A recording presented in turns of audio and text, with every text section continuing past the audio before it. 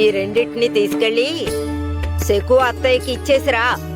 ఒక దాంట్లో ఉసిరికాయ పచ్చడుంది, ఇంకో దాంట్లో ఆవకాయ పచ్చడుంది. ఇందులో రొట్టెలు కూడా ఉన్నాయి. మీ తాతయ్యకి దగ్గరుండి తినిపించి రావాలి, మర్చిపోకు.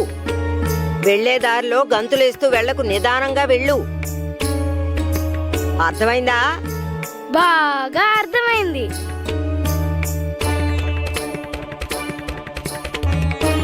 అమ్మా అమ్మా, ఇప్పుడు నువ్వెందుకు ఏడుస్తున్నావు? నాకు అర్థమైంది. పొయ్యి పొగకి నీ కళ్ళు మండుతున్నాయి, అందుకే నీళ్ళు వస్తున్నాయి.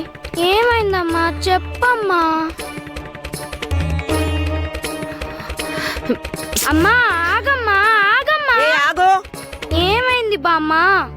నువ్విలా పరుగులు పెట్టకూడదు. ఇప్పుడు పెద్దదానివయ్యావు. పెద్ద పిల్లలు ఇలా ఎదిరించి తలతెక్క ప్రశ్నలు వెయ్యరు. ఇదిగో చూడు, ఇవి జాగ్రత్తగా తీసుకెళ్లి కింద పారేయకుండా ఎవరికివ్వాల్సిన వాళ్ళకివ్వు, సరేనా?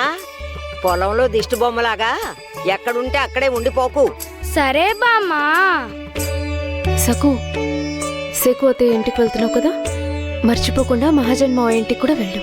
తాతయ్య గారిని కలిసి ఈ విభూదివ్వు. ఏకాదశి పూజది ఎప్పుడూ అడుగుతారు.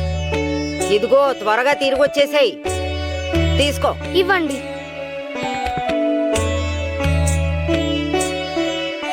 నాన్నా, నేను పెద్దయ్యాను. చూడండి, నేను పెద్దదానయ్యాను. ఏయ్, పచ్చళ్ళు కింద పడిపోతాయి.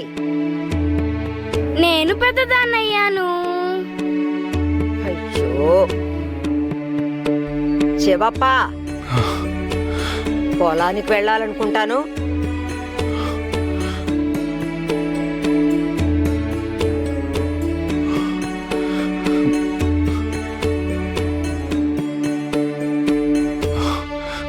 అమ్మా,